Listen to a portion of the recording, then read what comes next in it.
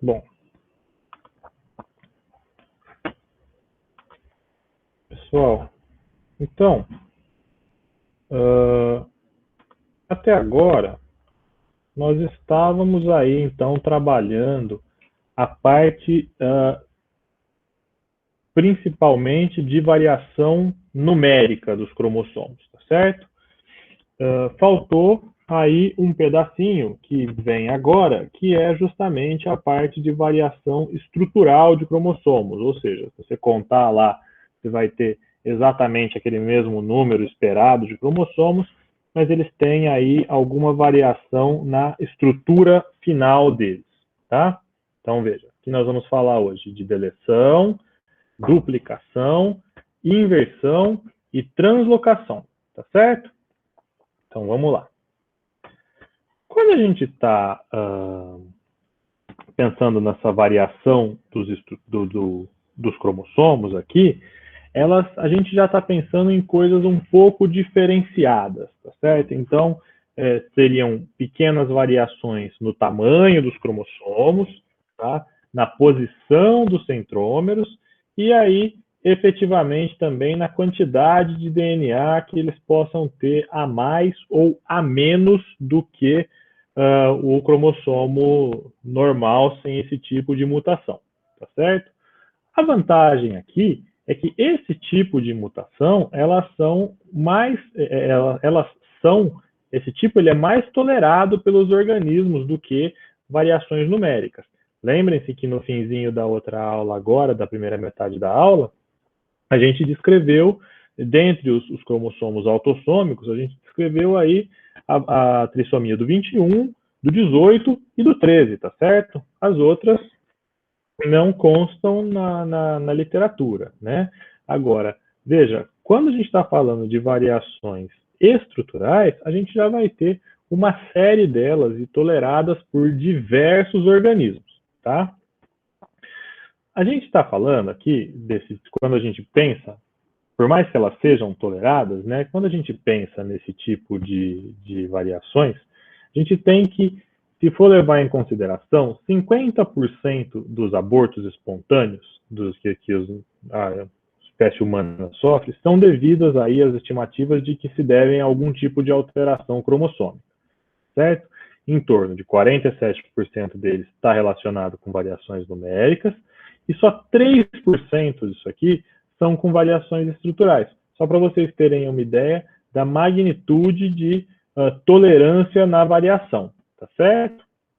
Bom, quando eu estou falando dessas variações, a gente está pensando nesses 4 tipos aqui. Veja, seja uma deleção cromossômica, então o que vai acontecer? Quando você tem quebra de partes do cromossomo, lembrem-se na aula passada, na aula retrasada, quando a gente falou de mutação e reparo, que quando você tem a quebra do cromossomo, ele tem ali alguns mecanismos de emergência para fazer a ligação, né? Então, se você tiver aqui a quebra em 2 lugares no mesmo cromossomo, eventualmente esse pedacinho pode se perder e no reparo de emergência, a célula ligar aí e perder, né? Ter uma deleção de um pedaço do cromossomo. Então, nós podemos ter ainda um tipo de variação que é causado por uma deleção e duplicação ao mesmo tempo, que seria basicamente causado por um crossing over desigual. Tá? Mais para frente a gente vai explicar, mas o que vai acontecer é que se o cromossomo não tiver muito pareadinho, ele pode, na hora de fazer o crossing over, um dos cromossomos ganha um pedaço e o outro perde um pedaço do cromossomo, sendo que esse processo acontece de maneira recíproca. Uma variação desse processo de cima aqui de deleção pode ser a inversão, né? Se você também tiver uma quebra dupla aqui, eventualmente pode acontecer da célula não ligar esse 1 quase aqui no 4, mas que o DNA gire, né?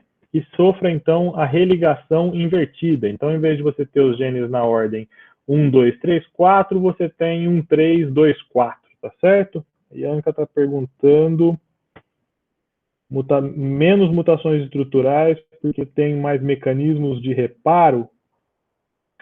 Na verdade, Ianca, as mutações estruturais, você tem um efeito menor delas, porque, em geral, tirando a deleção, tá? Tirando a deleção aqui, ó, quando você perde um pedaço do cromossomo, e aí efetivamente vai te faltar gene, né? Elas são mais toleradas porque, assim, pensa aqui, se você estiver tratando de uma duplicação. Antes você tinha aqui, agora você tem um pedaço a mais desse gene 3 aqui, tá? Por vezes ele não está nem inteiro, dependendo de como foi feito o crossing over. Mas o básico para o funcionamento dele, ó, 1, 2, 3, 4, está aqui. Então, por mais que a duplicação de um gene seja aí possa ter algum efeito no organismo, o básico dele, ele continua sobrevivendo. Tá certo? Mesmo na inversão, ó, esse pedaço do gene aqui invertido, ele está só ao contrário. Então, assim, por mais que você... Eu não quero que você pense aqui em mecanismo de reparo, mas em falta ou excesso de genes, entendeu? Que são necessários para o balanço ali do desenvolvimento do organismo, tá bom? E, por fim, o último tipo aqui que nós vamos ter, que é a translocação, que por vezes você pode ter aí quebras que são inespecíficas e na hora de fazer o reparo você junta, tá vendo? O cromossomo amarelinho com um pedaço do vermelho, do roxinho, e o roxinho com um pedaço do amarelinho, formando cromossomos híbridos, tá? Então, existe aí a possibilidade de você ter todos esses processos aqui por quebra, né? Primeiro uma quebra e depois uma reunião, e também existe a possibilidade desses mesmos processos acontecerem por crossing over quando você tem regiões repetitivas muito longas, que isso acaba por se... essas partes repetitivas elas acabam se sobrepondo ali e os processos não são muito bem resolvidos, tá bom? Se a gente está pensando em deleção aí é uma parte de uma perda de um cromossomo mesmo. Perdemos um pedaço de um cromossomo, tá? Então, ela pode ser terminal. Então, vamos supor, se você tiver uma quebra única aqui e perder esse pedacinho, quebrou aqui, foi para lá, esse pedaço ficou, você não tem mais isso aqui, que é o que a gente chama de deleção terminal, né? Você perde um pedaço do telômero e, por vezes, alguns genes aí. Ou você pode ter uma deleção intersticial, que quebra em duas partes, tá certo?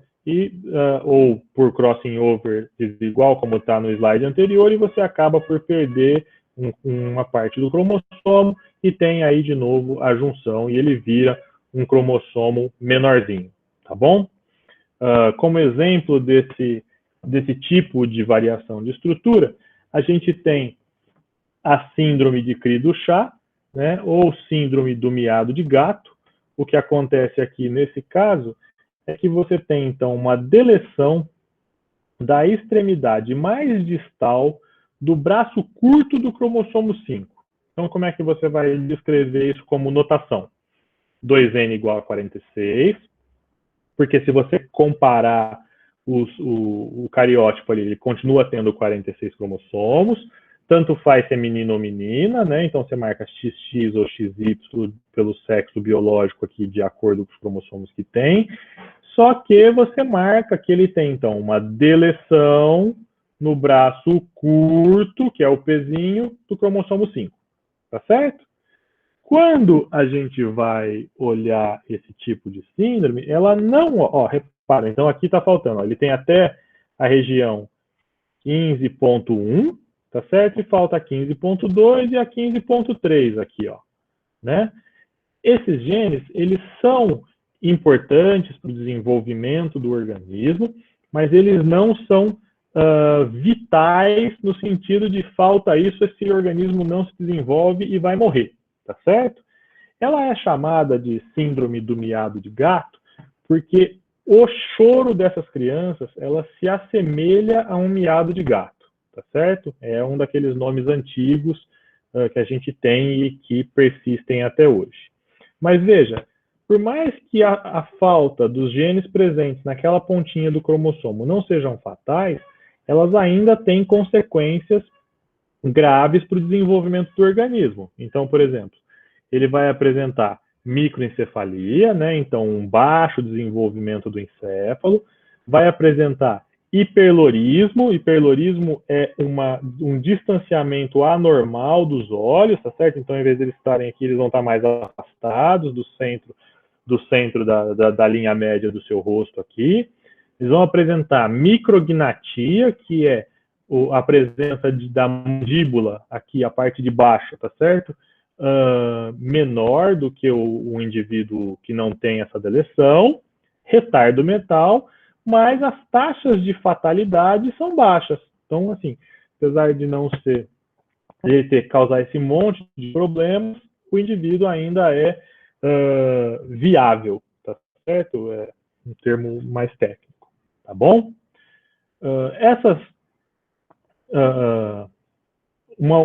Tudo bem aqui com a deleção? Porque a gente já vai entrar na duplicação. Chat silêncio, silêncio, tá tudo bem?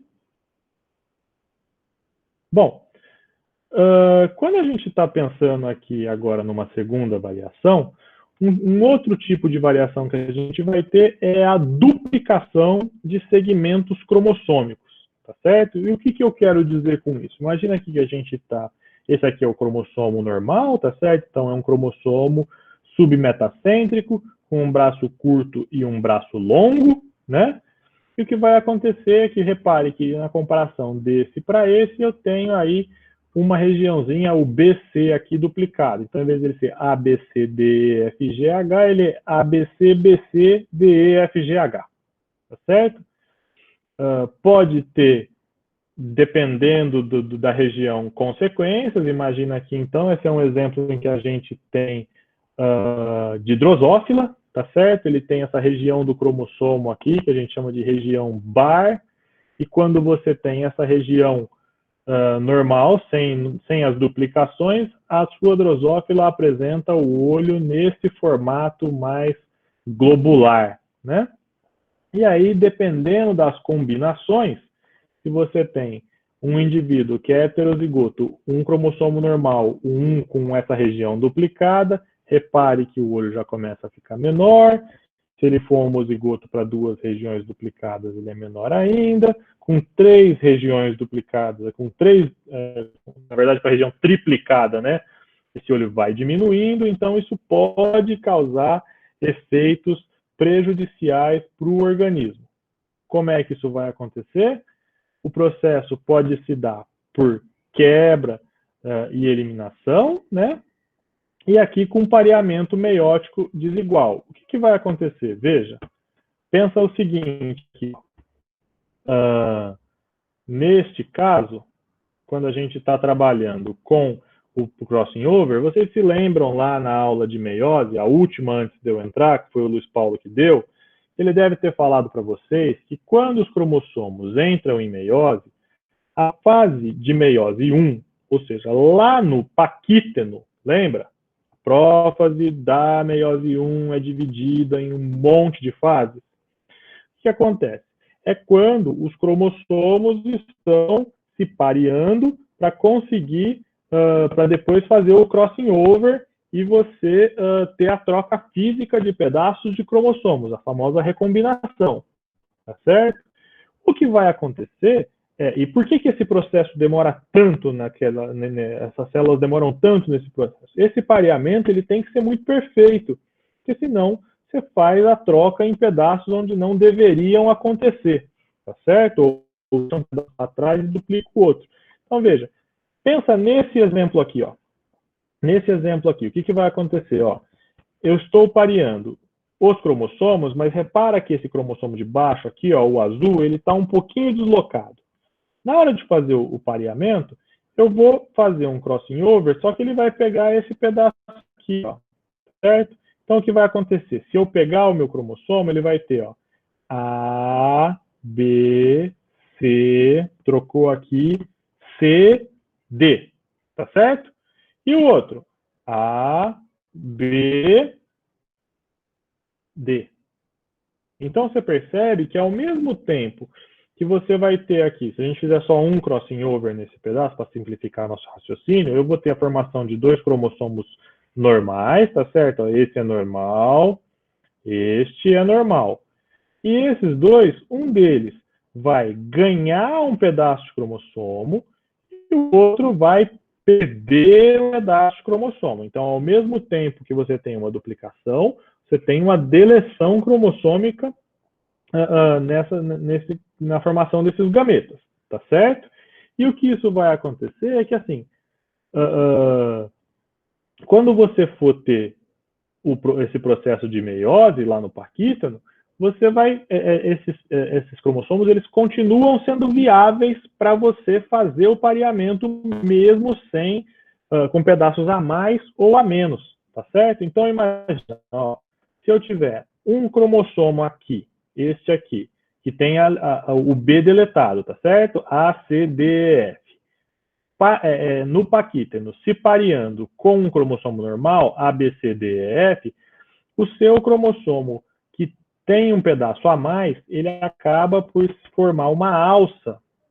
Tá vendo? Percebe a alça aqui? Justamente para permitir que esse pareamento seja feito de maneira correta. Tá bom? Então, se a duplicação é no meio da sua célula, ele faz essa alça, porque a tendência aqui é que o seu cromossomo compare as partes e faça os seus crossing overs, tá? Então, a meiose continua normal. Se for uma deleção terminal, então veja, esse cromossomo aqui ele não tem o A, ele simplesmente pareia as regiões que precisam ser pareadas. E ó, tá tudo certo, tá? Como na verdade, o Matheus, eu não sei se isso é mais comum no cromossomo 5. Muito provavelmente o que acontece, isso pode acontecer em vários outros cromossomos, mas talvez a perda de pedaços de outros cromossomos leve a fatalidades que não permitam que o bebê venha a termo, entendeu? Então, por exemplo, se eu perder a pontinha do 7, a pontinha do 1, talvez ali existam genes tão importantes para a formação do zigoto que isso acaba por você não ter o bebê nascendo e a gente identificando isso como uma síndrome. Ele é abortado antes, tá bom?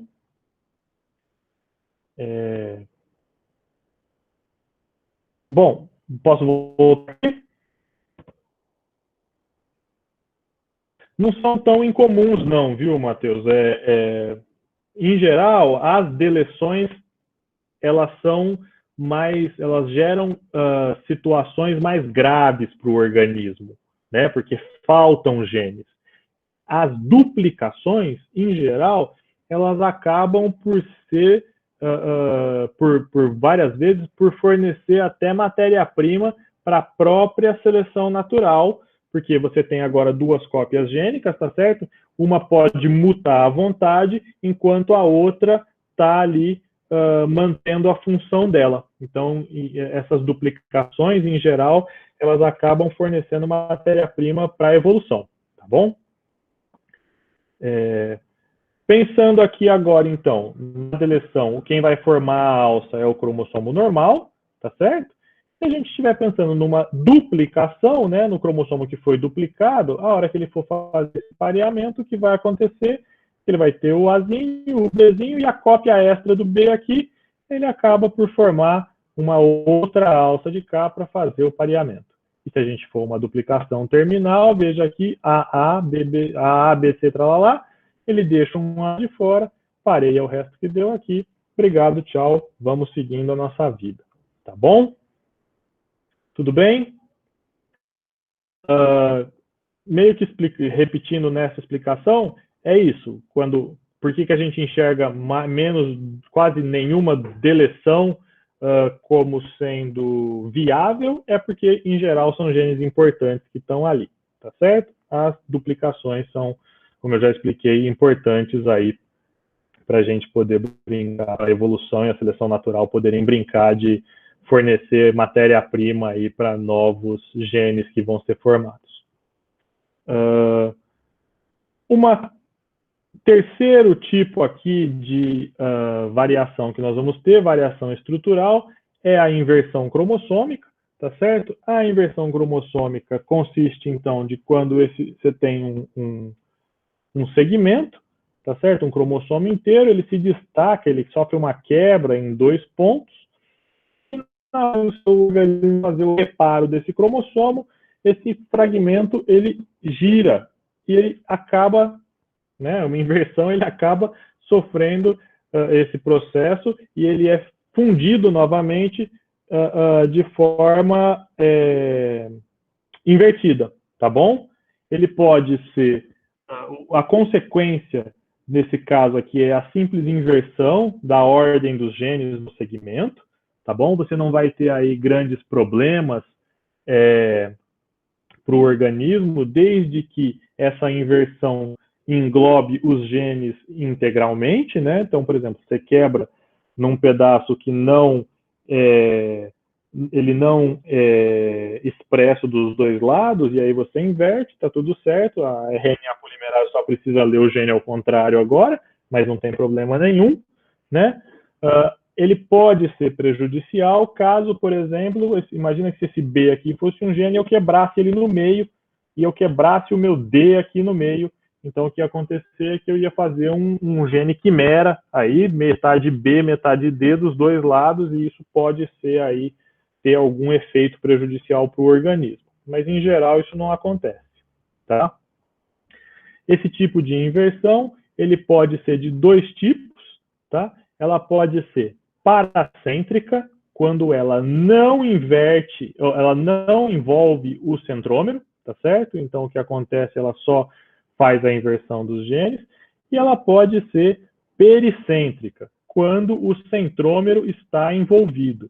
E repare, se a gente estiver trabalhando com organismos que, dependendo do tamanho aqui da nossa inversão, independente se o seu cromossomo ele é metacêntrico, submetacêntrico, se você muda e inverte esse fragmento aqui, se ele não for de tamanho igual dos dois lados do seu centrômero, você pode ter uma alteração no comprimento dos seus braços do seu cromossomo, tá certo?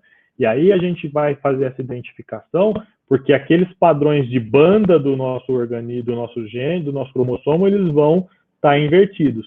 É mais difícil da gente enxergar, principalmente porque, por exemplo, nesse caso aqui, ó, imagine essa inversão pericêntrica aqui, a gente está procurando um cromossomo submetacêntrico, com um braço curto e um braço longo, mas essa inversão automaticamente me transformou ele num cromossomo metacêntrico com 2 braços mais ou menos do mesmo tamanho, tá? Então, temos que tomar um pouco de cuidado aí. Quando a gente vai fazer na formação da meiose, então o que vai acontecer é que, de novo, o nosso organismo dá um jeito, né? Então, na hora de você fazer o pareamento dos 2 cromossomos, agora, lembra, no outro, um deles ficava normal e o outro fazia uma alça, né? Agora, os 2 cromossomos vão sofrer uma certa alteração de formato. Por quê?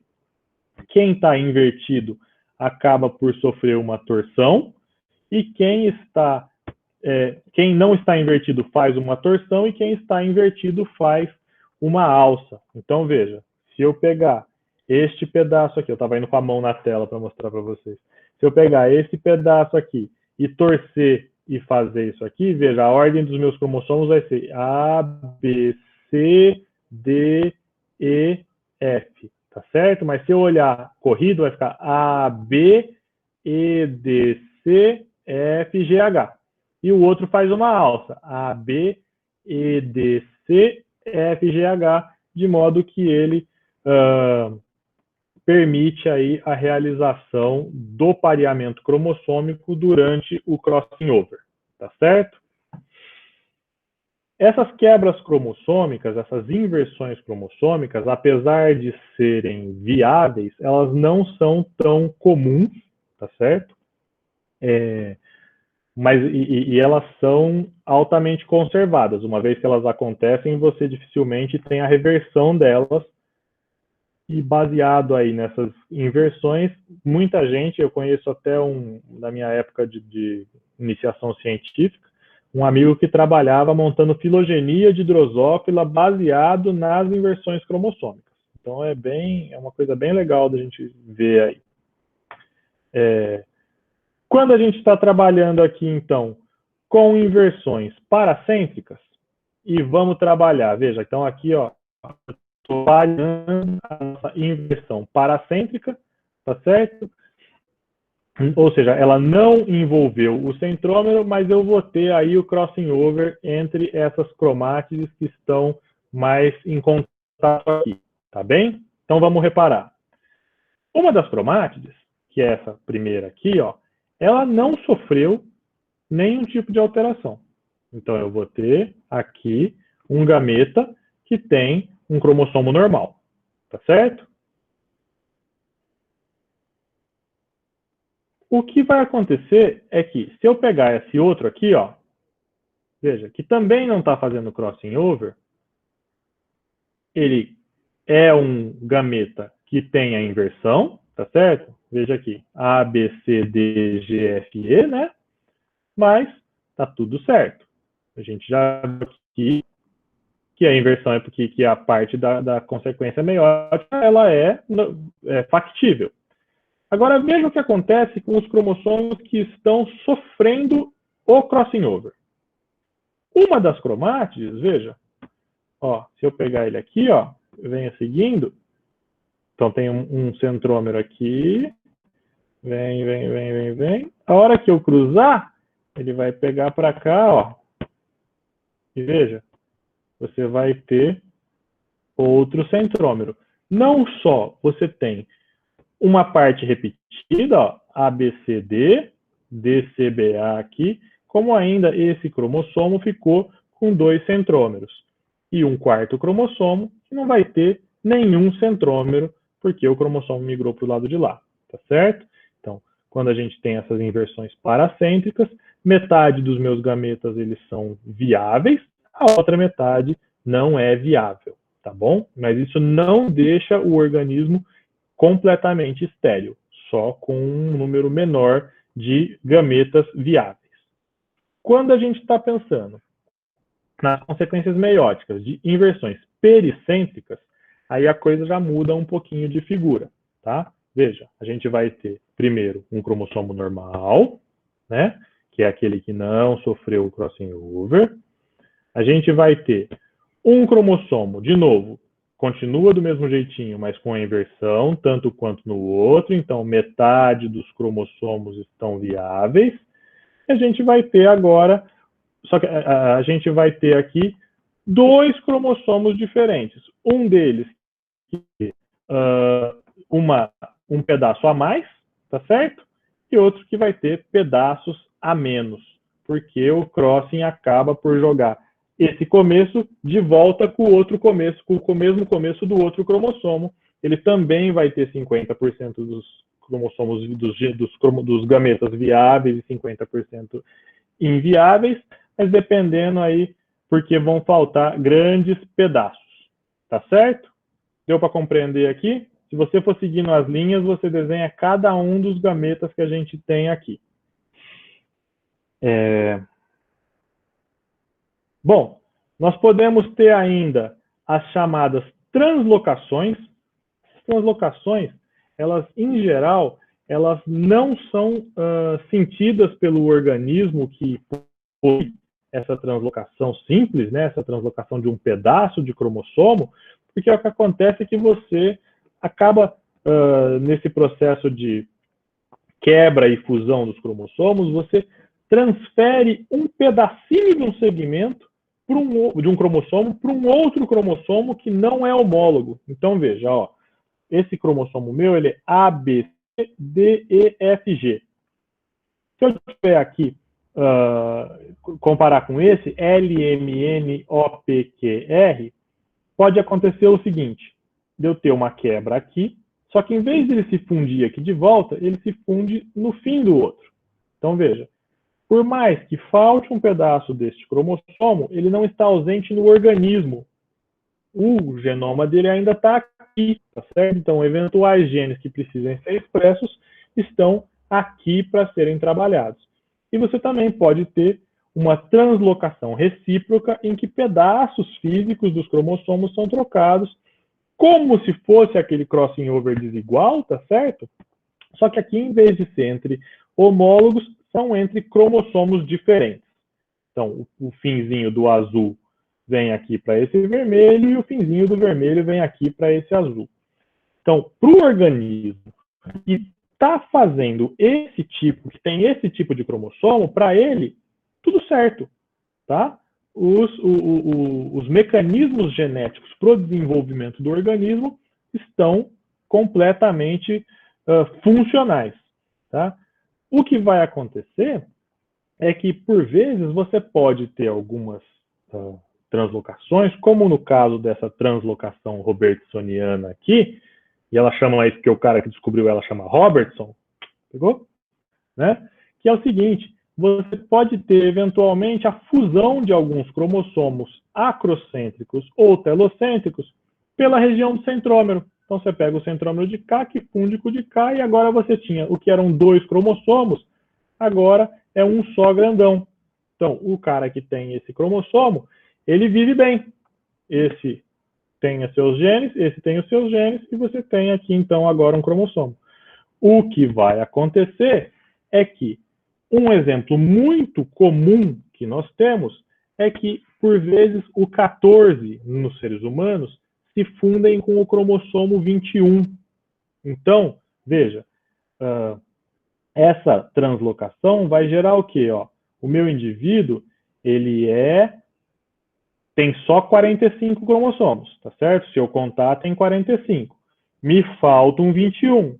Aí você vai falar, Francois, você falou para mim que se falta um cromossomo que não for o X ou o Y, o indivíduo não sobrevive. Não falou isso? Falei isso agora há pouco. Mas veja, esse 21 que está faltando, na verdade, ele está translocado aqui no 14. Então, veja, eu tenho um indivíduo 2N, 45, XX, com translocação entre o 14 e o 21. Ah, beleza. Então, para o organismo, para essa mulher aqui, desse nosso cariótipo, tá tudo certo, beleza? Mas o que vai acontecer? Imagina se por um acaso, na hora de formar o gameta, eu faço a seguinte combinação. Veja, eu tenho aqui um indivíduo, tá certo? 46, XY, 214 e 221. E a minha mulher, ela é 45, XX, com a translocação robertsoniana entre o 14 e o 21. Se por um acaso ela mandar, o cara mandar um gameta que vai ter um 14 e um 21, e a mulher mandar o 21, que está aqui, mais esse cromossomo translocado, o que vai acontecer? Ela vai ter 2 cópias do 14, beleza. 2 cópias do 21, mais um 21 translocado no 14. E isso vai ocasionar com que eu tenha uma trissomia artificial do 21. Você percebe? Que vai me dar 2 cromossomos 21 aqui, mais um cromossomo 21 ali. Trissomia do 21 é o quê? Down. Então, essa é um tipo de translocação que vai ter um alto índice de reincidência na família, porque o que acontece? Por vezes, o casal tem um filho, mas como a trissomia do 21, quando não é esse caso, você pode ter, simplesmente aconteceu pela não disjunção dos cromossomos na hora da meiose, aqui não. Aqui você não teve não disjunção. Os cromossomos fizeram a disjunção bonitinha. É que a combinação de 21 mais o 14 com o 21 leva com que esse gameta tenha 2 cromossomos 21. Então, pode ser que naquela família isso cause um alto índice de reincidência de crianças com Down, tá certo?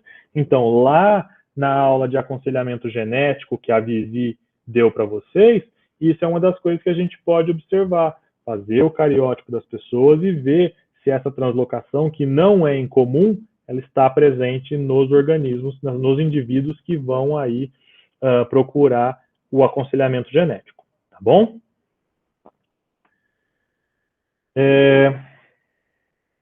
Isso aqui é só o que a gente já explicou, mas aqui dizendo as proporções, né? E aqui, como é que vai ficar a meiose desse indivíduo que tem uma translocação? Então, veja, aqui estamos trabalhando com uma translocação recíproca, tá certo? Um pedacinho do verde no vermelho, um pedacinho do vermelho no verde. Quando você vai ter ali, então, a hora do pareamento, se você for parear esses cromossomos aqui, esse pedaço não bate, tá certo? Então, como é que você vai ter? Você vai ter um arranjo todo especial no pareamento dessas células, que eles vão se parear dessa forma, no formato de cruz, tá certo? De modo que essas regiões translocadas acabem por ficar pareadas bonitinhas, e aí você vai ter esse tipo de formato, tá bom? Agora, o que vai acontecer? Veja aqui, a gente vai ter, de acordo com esse tipo de pareamento, algumas possibilidades de migração dos cromossomos para que você tenha a formação dos gametas. A primeira delas é quando você tem a tal disjunção adjacente do tipo 1. O que vai acontecer? Os centrômeros que migram para o mesmo polo são de cromossomos diferentes. Então, o que vai acontecer? Veja, lembra, ele está lá em cruz, né? E quando você puxar, você vai puxar esse para cá e esse para cá. Repara o que vai acontecer. Eu vou ter esse cromossomo aqui duplicado na parte do B. E esse cromossomo, esse gameta aqui deficiente na pontinha do D e duplicado no B. E esse de cá também duplicado no D e deficiente no B. O que vai acontecer? Esses gametas já vão me formar organismos que não são viáveis, tá certo? Me falta um pedaço do cromossomo. Não sei que seja uma pontinha que tem aí poucos genes funcionais, a gente já não vai ter esses cromossomos. Pode acontecer dessa disjunção, lembre-se que elas são todas aleatórias, acontecerem de forma que os centrômeros são os centrômeros dos homólogos. Mas repara que isso também não vai me resolver todos os casos. Ó, porque eu vou ter um cromossomo com o Czinho aqui, me faltando uma parte do gene D aqui. Então, eu vou ter uma deficiência em um dos meus cromossomos. Mesma coisa para o outro lado, tá certo? Agora, existe uma possibilidade de que gametas viáveis sejam formados nesse tipo de situação, que é a seguinte: quando você puxa esses gametas numa disjunção alternada, e 100% desses gametas vão ser viáveis. Por quê? Repara que se eu puxar os não translocados para um lado, eu tenho um gameta que vai ter os genes A, B, C, D. E se eu puxar os dois não translocados para um lado, automaticamente eu puxo os dois translocados para o outro. Eu continuo com os 4 genes aqui, veja, A, B, C, D. Então, isso vai me gerar ainda uma quantidade de gametas que vão ser viáveis, tá certo? A fertilidade desses indivíduos que têm essas translocações, em geral, ela é diminuída, porque parte dos gametas ela é deficiente, tá certo? Mas você ainda tem uma porcentagem desses gametas que vão ser viáveis e vão ter todos os genes ali envolvidos para o desenvolvimento de um novo organismo. Tá certo? Chega. Cansei. Como é que... Vamos lá. Dúvidas?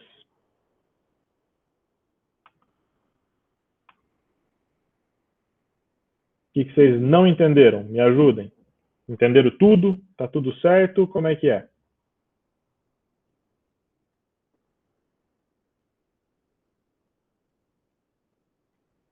Nenhuma dúvida? Bom. Ou vocês não estão entendendo? Lufas, ou minha aula tá muito boa. Beleza. Vou assumir que tá muito boa, tá? Não vou parar de gravar aqui. Bom,